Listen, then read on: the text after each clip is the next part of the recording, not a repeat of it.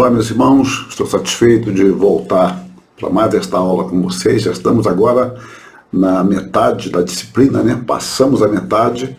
É uma pergunta que se fazia quando eu era jovem. Eu acho que eu li isto na revista Seleções, eu acho.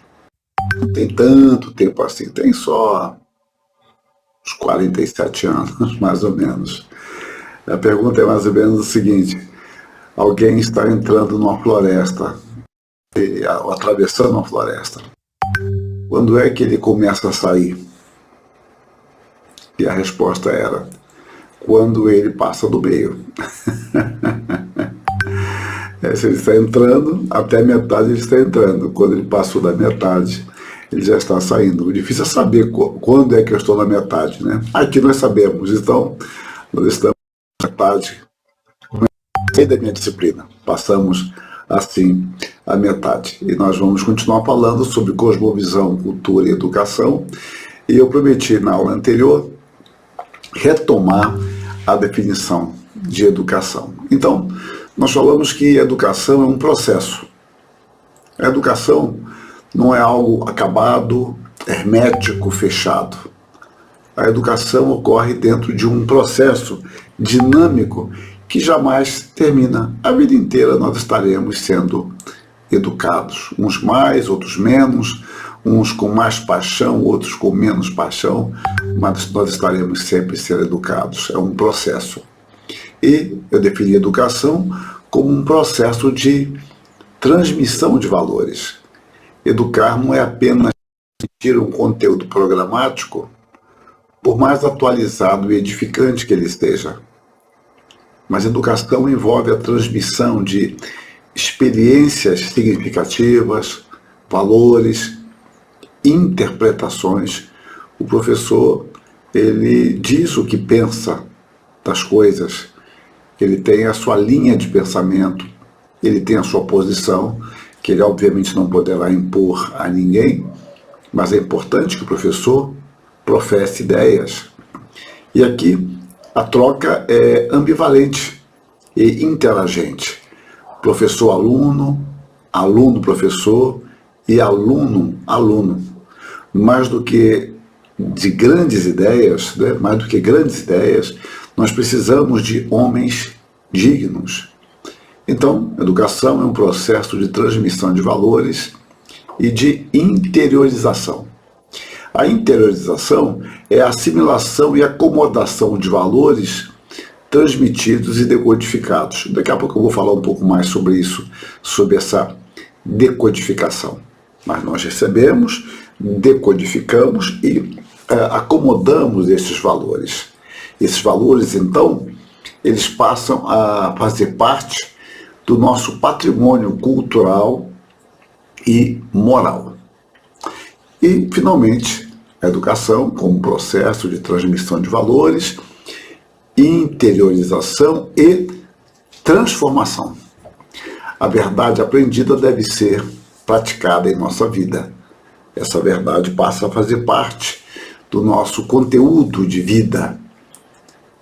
A verdade não é apenas assimilada como informação, mas passa a nos orientar, a confirmar posições, a fazer-nos repensar outras, seguir uma outra linha, e assim nós vamos caminhando.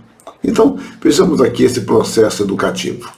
Eu digo que, nesse processo, nós recebemos valores que nos são transmitidos como valores objetivos.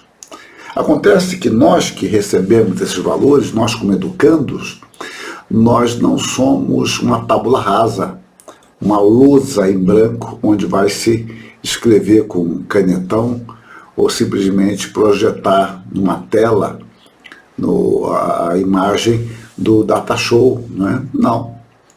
Nós somos seres ativos e esses seres ativos que somos nós, trazemos conosco uma série de questões, uma série de aspectos que eu passo a listar, né, ou elencar. Então, um dos aspectos, eu não estou dando aqui ordem de importância ou de prioridade, mas o tempo. O tempo em que vivemos. A forma como nós recebemos determinada informação, determinado conhecimento hoje, é diferente da forma como nossos pais recebiam. E certamente será diferente do que nossos filhos, nossos netos, e alguns que estão no meio do caminho, temos pais e temos filhos, né? Pode olhar para trás e para frente e para si mesmo.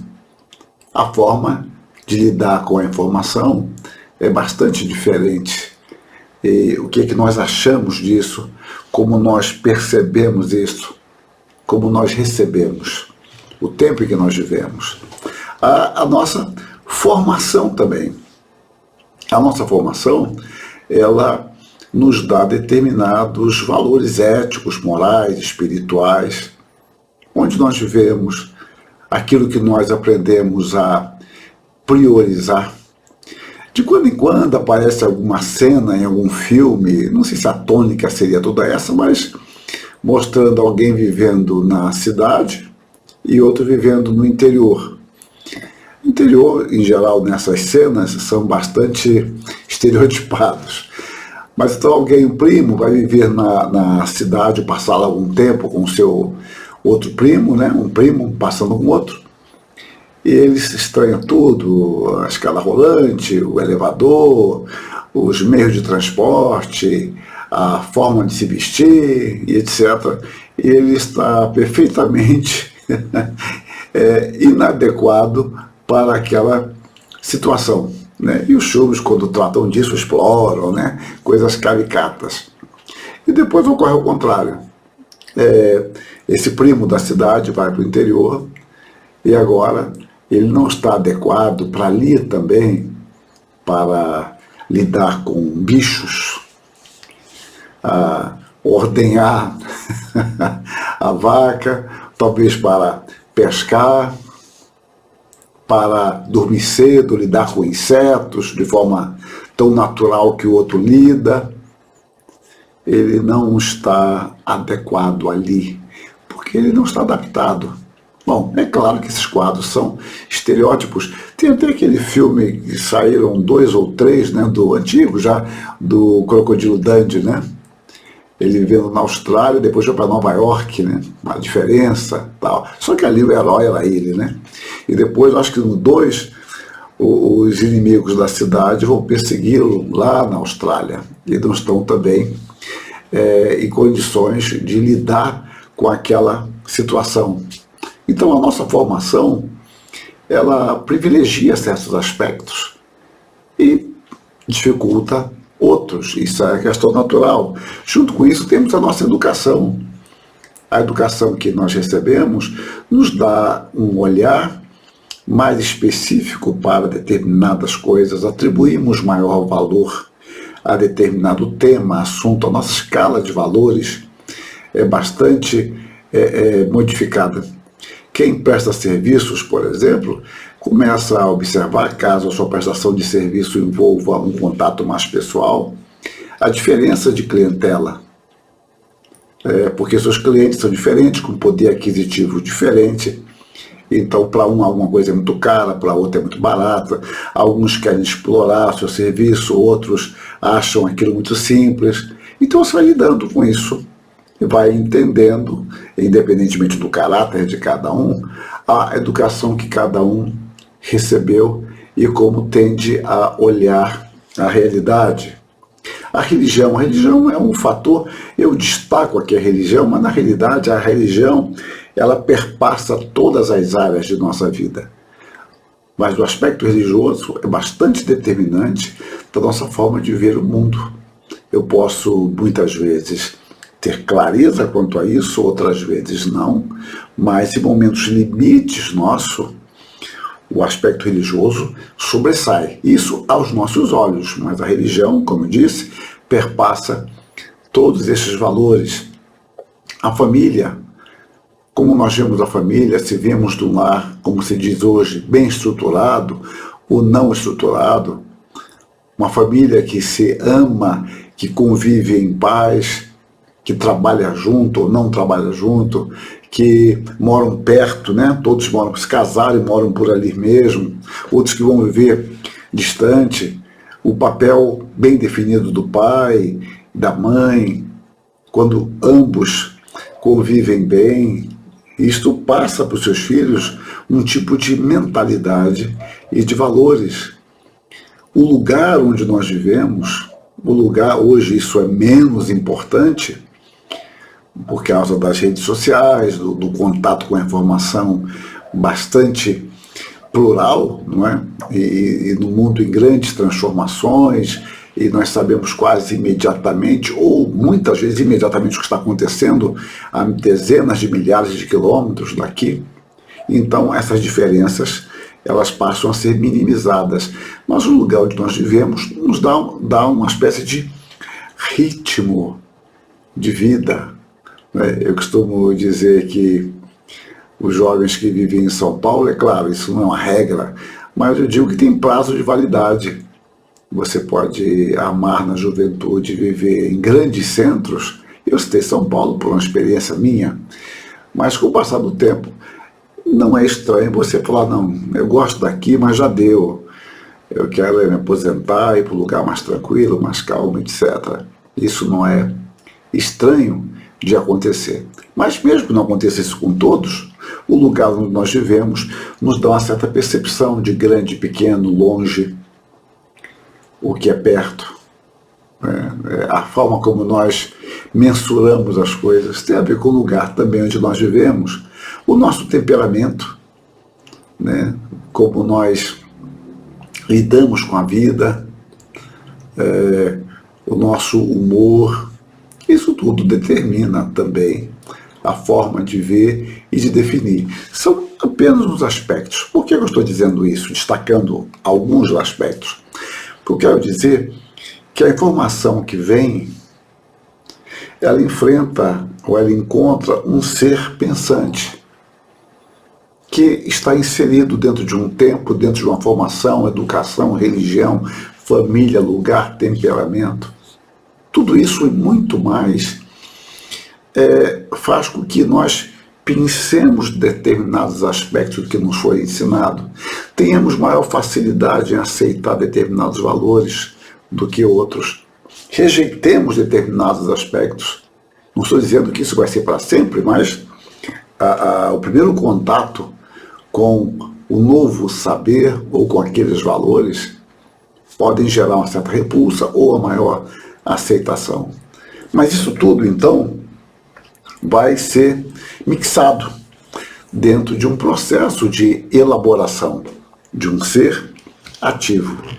E o que vai restar, o que vai prevalecer é aquilo que foi decodificado, aquilo que foi filtrado, aquilo que foi lançado fora, aquilo que encontrou um respaldo dentro de nosso coração, aquilo que nos fez repensar a realidade, ou aspectos dessa realidade. Então, não é necessariamente o que nos foi transmitido, é o que foi filtrado e o que foi decodificado. Então, esse resultado decodificado passa a fazer parte da composição do nosso patrimônio. Então, quando nós assimilamos isto, agora a nossa maneira de ver a realidade encontra novos subsídios que nos tornam mais criteriosos, mais exigentes, mais condescendentes, menos condescendentes. Ou seja, nós já não olhamos as coisas como olhávamos antes. É só que, salvo mudanças muito radicais, nós não vamos percebendo isso, porque é um processo lento que vai ocorrendo em nossa vida. E é por isso que às vezes nós falamos, quando eu era mais jovem eu pensava assim, depois fui vendo, fui percebendo. E quando pedem para datar isso é muito difícil. Você pode até alinhavar alguns momentos, algumas experiências, algumas vivências que contribuíram para aquela sua conclusão. Mas é algo processual. Então, o resultado do que foi selecionado passa a ser incorporado ao nosso filtro, como eu disse, que já não será mais o mesmo. Ele foi confirmado, agora com novos elementos, aperfeiçoado, modificado e transformado. Assim, temos o processo de assimilação e de transformação. Agora, nós como cristãos, entendemos que, a despeito de todos estes fatos, desses aspectos importantíssimos que não podemos ignorar, nós temos a ação do Espírito Santo, que transforma corações, que a despeito de uma formação familiar tão nefasta, a despeito de profundas marcas em nossa educação, profundas dificuldades que possamos ter ligadas a essas vivências, o Espírito vem nos dar um coração novo. E é por isso que o ensino é acompanhado de oração, sempre. Porque nós fazemos o que nos parece melhor, olhamos a realidade e tentamos atuar aqui dentro. Mas tudo isso tem o seu limite. Nós dependemos essencialmente da ação do Espírito. Retornando ao nosso ponto, nós podemos dizer que a educação tem como função dois aspectos. Primeiro, a educação tem uma função tradicionalista, que consiste na transmissão de conhecimentos acumulados ao longo dos séculos. Ou seja, nós ensinamos a história, aquilo que aprendemos, como chegamos até aqui, onde é que nós estamos, processo de formação, de aprendizado, de transformação, de os caminhos e descaminhos pelos quais aquele assunto passou, as ênfases, e assim por diante. Então a educação tem uma função tradicionalista. E ela tem também uma função revisionista progressista, por intermédio da qual nós revisitamos o passado com novos questionamentos, repensando e reavaliando as suas conclusões, estimulando novas investigações e pesquisas que se concretizarão em novas ideias e tecnologias. Ou seja, para que eu faça uma revisão progressista, eu preciso conhecer o que temos, aonde chegamos, o processo, os caminhos e descaminhos. Isso é muito importante, para que nós não fiquemos inventando a roda a cada geração. Então, nós conhecemos o passado e agora nós revisitamos, buscando inspiração, buscando elementos para o nosso repensar, para que possamos, então, aperfeiçoar o que temos. Então, a educação não pode ser apenas tradicionalista, mas também não pode ser apenas revisionista progressista, porque na primeira eu ficaria apenas repetindo a história, e na outra eu não saberia de onde partir. Eu cometeria gafes, equívocos, sem fim, porque eu estaria querendo progredir em cima de algo que eu não conheço bem. Proporia caminhos que já foram propostos e deram errado, ou caminhos que já foram visitados, já foram superados. Ambas as coisas, ambas as funções se completam num todo harmonioso. Isso me conduz a um outro ponto, que eu vou passar um tanto rapidamente, quer dizer, passar em termos teóricos, em termos práticos, não. É a educação e o currículo. A palavra currículo significa caminho. Então, o currículo, ele não é um fim em si mesmo. O currículo é um caminho para se chegar a determinada meta. E quando você elabora um currículo, você tem que pensar aonde você quer chegar, o tempo que você dispõe, dos recursos que são disponíveis, e nesses recursos o tempo é um elemento. Onde você está agora? Com quem é que você vai trabalhar? Quais são os pré-requisitos para alguém estar ali? Esses elementos todos fazem parte de a elaboração de um currículo. O fato é que não existe currículo neutro. O currículo, ele sempre estará ligado a determinada compreensão do mundo, a uma filosofia educacional que tem a sua própria cosmovisão, que vai determinar a sua prática, porque a nossa prática está associada à maneira como nós vemos o mundo.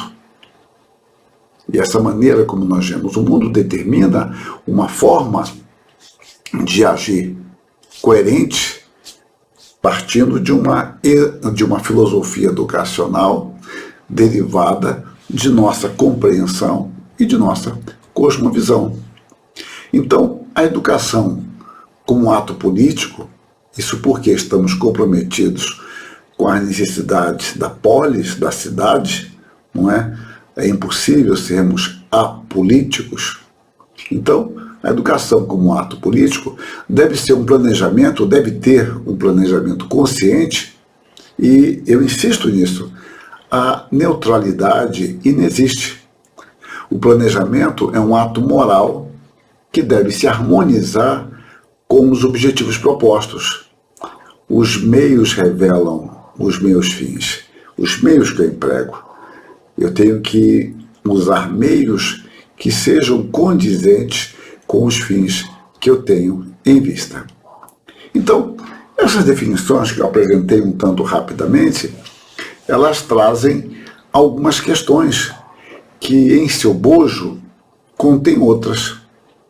E essas questões se relacionam com o nosso tema. Qual é o nível da educação? Qual a concepção de homem que temos? De quais recursos dispomos? Que tipo de homem pretendemos formar? Então, observem, como é que funciona isso? Eu tomo aqui uma referência que eu considero muito importante. O pastor João Amós Comênio, ou a forma latinizada, né?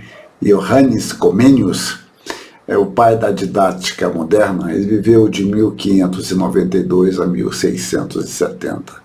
Mas então, em 1657, ele escreveu: prometemos uma organização das escolas através da qual todos se formem com uma instrução não aparente, mas verdadeira, não superficial, mas sólida. Ou seja, que o homem, enquanto animal racional, se habitue a deixar-se guiar, não pela razão dos outros, mas pela sua, e não apenas a ler livros e a entender, ou ainda a reter e a recitar de cor as opiniões dos outros, mas a penetrar por si mesmo até o âmago das próprias coisas e a tirar delas conhecimentos genuínos e utilidade. Quanto à solidez da moral e da piedade, deve dizer-se o mesmo. Reparem, o homem deveria aprender a se guiar pela sua razão e não apenas a ler livros e a entender ou ainda a reter e recitar de cor as opiniões dos outros, mas a penetrar por si mesmo até o âmago das próprias coisas e tirar conhecimentos genuínos e utilidade. E junto a isso, Comênio fala da solidez moral e da piedade. João Amós Comênio foi um pastor moraviano, foi um bispo moraviano, com grande influência luterana e também calvinista. E ele escreve em outro lugar: a proa e a polpa da nossa didática será investigar e descobrir o método segundo o qual os professores ensinem menos e os estudantes aprendam mais. Nas escolas haja menos barulho, menos enfado, menos trabalho inútil e mais sólido progresso. Na cristandade haja menos trevas, menos confusão, menos dissídios e mais luz, mais ordem, mais paz e mais tranquilidade. Então reparem, a proa e a polpa na sua didática é investigar e descobrir, segundo o método de que os professores ensinem menos e os estudantes aprendam mais. Muito interessante isso. que na escola haja menos trabalho inútil, mas um sólido progresso na cristandade. Os alunos serem estimulados a investigar, a perguntar, a pensar. É assim que há um sólido desenvolvimento. E ele disse também uma frase que é famosa dele: as escolas são oficinas da humanidade. Escolas são oficinas da humanidade. Muito bem. Cada cultura tem o seu modelo de homem ideal. Eu já indiquei isso muito rapidamente. Cada cultura tem o seu modelo de homem, uma imagem ideal. Portanto, a educação visa formar esse homem a fim de atender às expectativas sociais. Eu conto aqui uma história, eu gosto muito também de usar essa história. Quando Virgínia e Maryland assinaram um tratado de paz com os índios das 6 nações, como demonstração da generosidade do homem branco, seus governantes mandaram cartas aos índios solicitando que enviassem alguns de seus jovens para estudarem em seus colégios. Seguem abaixo os extratos da resposta dos chefes indígenas. Nós estamos convencidos, portanto, que os senhores desejam o bem para nós e agradecemos de todo o coração.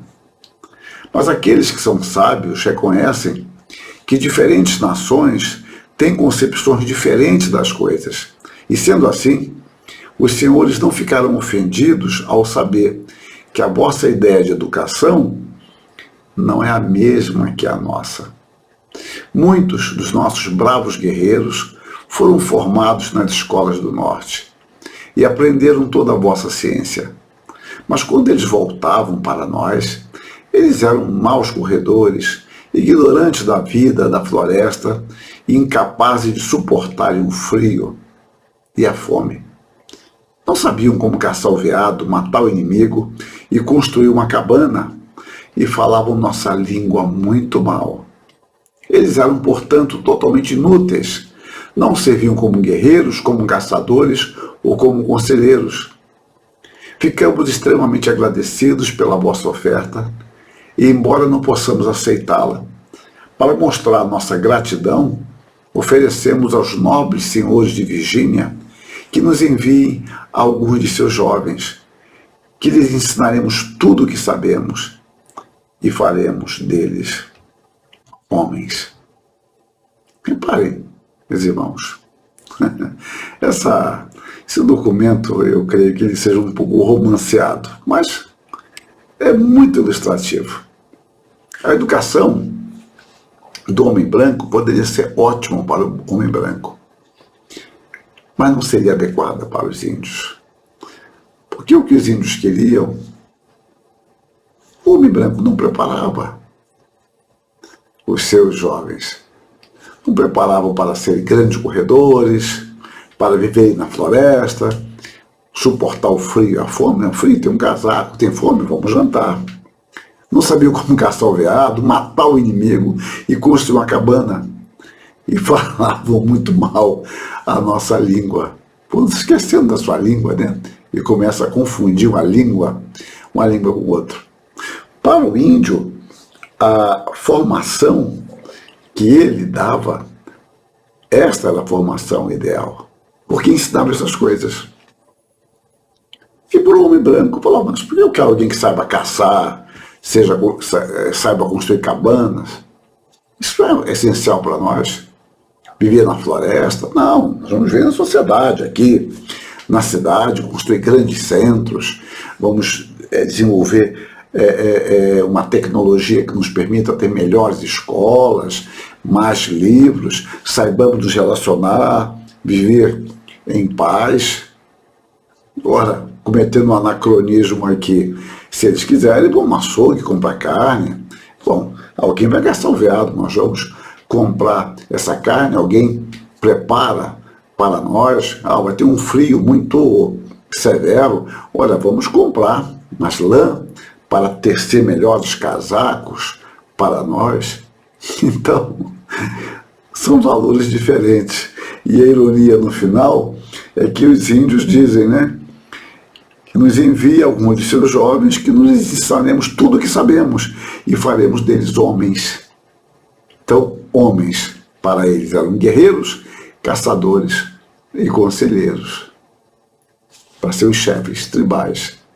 Percebo, então, se nós temos metas diferentes, o nosso currículo será diferente. E é isso que nós vamos querer analisar na próxima aula, não é isso? Aliás, ainda é cedo, não, dá para já analisar um pouco, pelo menos, isto aqui, né? Eu pensei que já estivesse chegando aos 40 minutos, mas ainda não, eu tenho aqui uns 10 minutos. Então vamos lá. Então vamos ilustrar. Os currículos, eles variam de acordo com o objetivo proposto. Assim temos, ainda que grosso modo, diversas perspectivas educacionais. A China, a educação visava conservar intactas as tradições. O Egito, preparar o educando para uma vida essencialmente prática, que o levasse ao sucesso neste mundo e, por meio de determinados ritos, alcançasse o favor dos deuses e a felicidade no além. Homero, que é chamado por Platão de o educador da Grécia, tinha como meta formar homens virtuosos, inspirando-se nos heróis em seus atos de bravura, na consecução de seus ideais.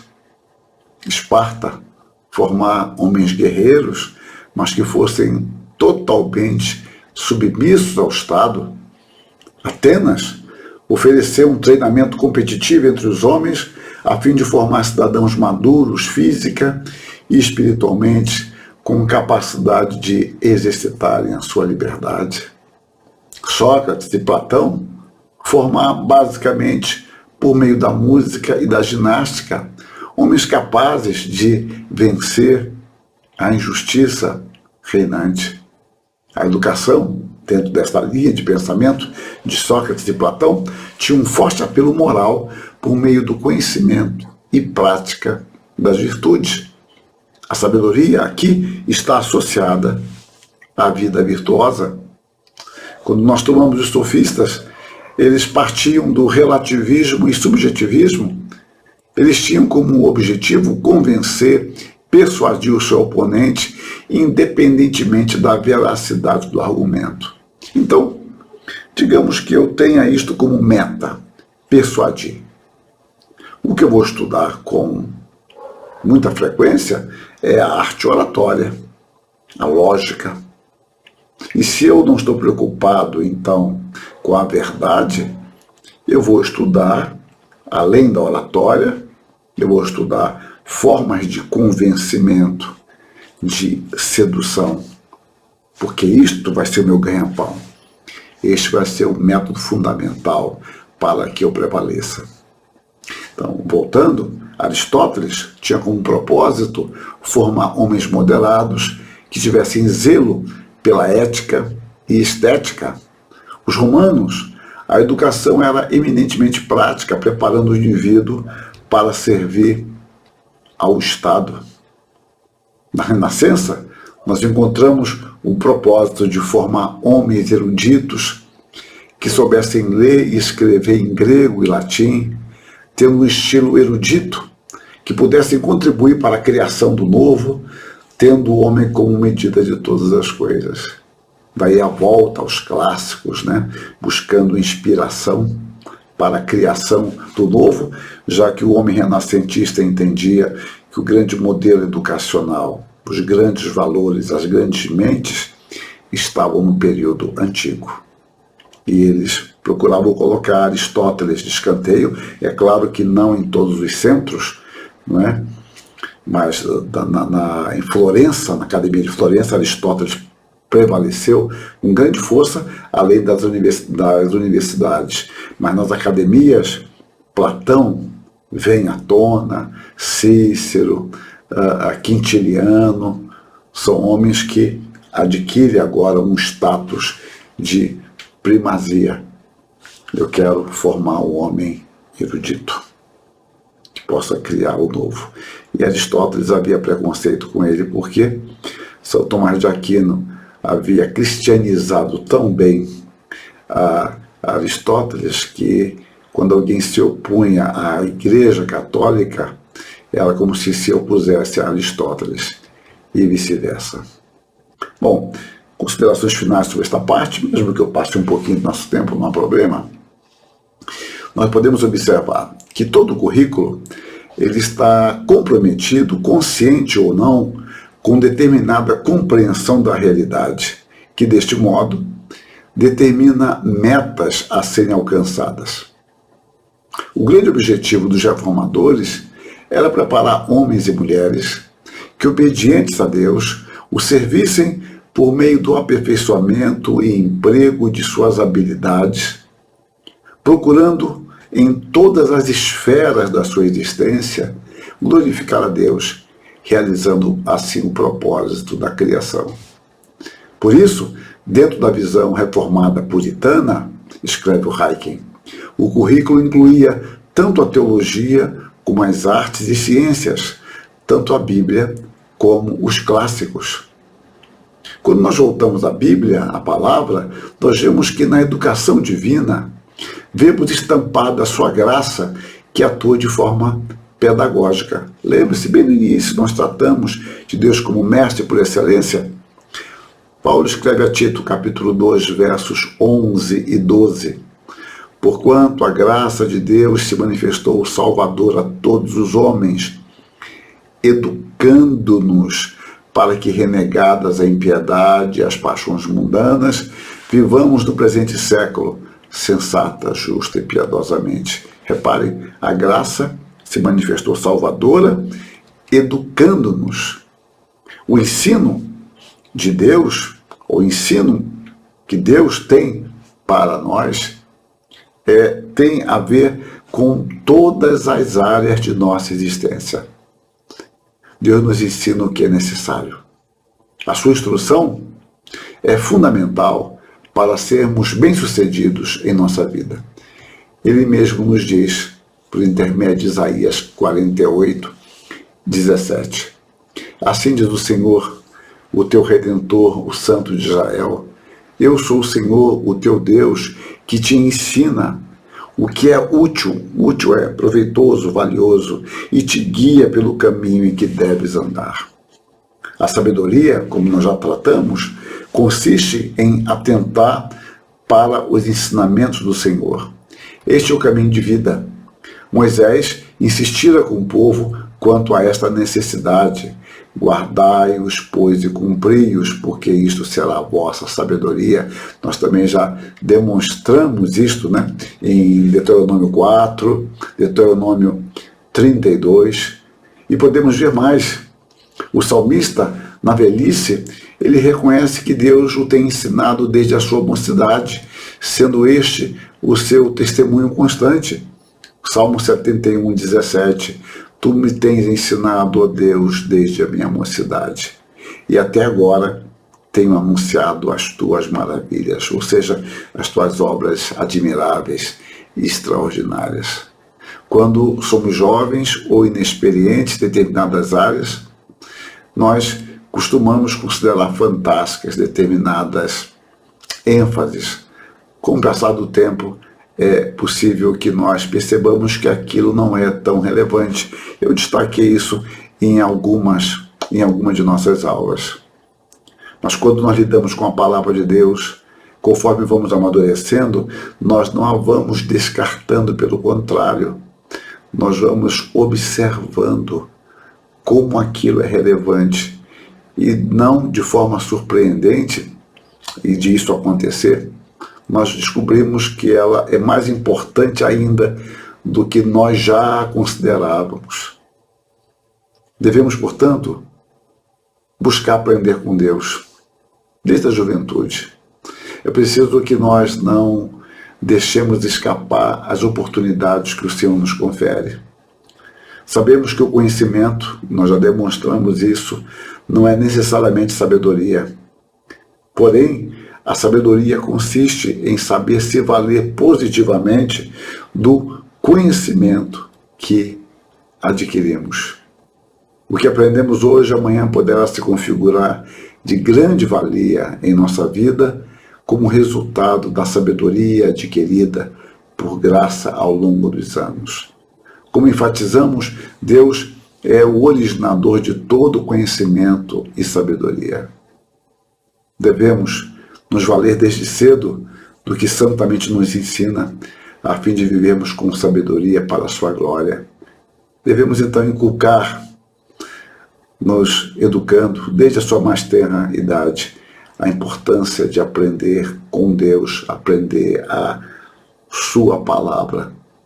E Deus mesmo irá operar gradativamente este ensino. O salmista no Salmo 71, ele aprendeu desde cedo. Ele não esperou para aprender na velhice. O seu testemunho também foi uma constante. E agora os anos se passaram e na idade avançada, ele pode fazer a sua síntese como um ato de gratidão e contínua instrução. O Senhor nos ensina constantemente, nos ensina de muitas formas. O ponto capital sempre será a palavra. Por meio dela, podemos interpretar os fatos. Uma questão importantíssima para nós e para os nossos alunos é: temos querido aprender com Deus? Temos buscado analisar e interpretar todas as coisas pela ótica das Escrituras? É preciso que peçamos a Deus que nos ensine, nos concedendo discernimento. E esse conceder discernimento, associado à nossa oração, faz parte do seu propósito. O propósito da educação divina é formar homens e mulheres que cada vez mais se pareçam com Cristo. E em Romanos 9, um texto recorrente, nós lemos: porquanto aos que de antemão conheceu também os predestinou, para serem conformes à imagem de seu Filho, a fim de que ele seja o primogênito entre muitos irmãos. Jesus Cristo, portanto, deve ser o modelo absoluto de toda a educação e, por isso, de nossa cosmovisão bíblica. É preciso que envidemos todos os esforços condizentes com a palavra de Deus para conduzir o educando a uma semelhança maior com Cristo. Ele é o padrão absoluto de Deus para o homem. Nele nós encontramos de forma plena a consolidação do que Deus deseja que sejamos. Sejamos semelhantes a Ele. O propósito da predestinação eterna é para que sejamos conformados à imagem de Cristo. Que Deus nos ajude, nos dirija e nos dê sabedoria. Amém.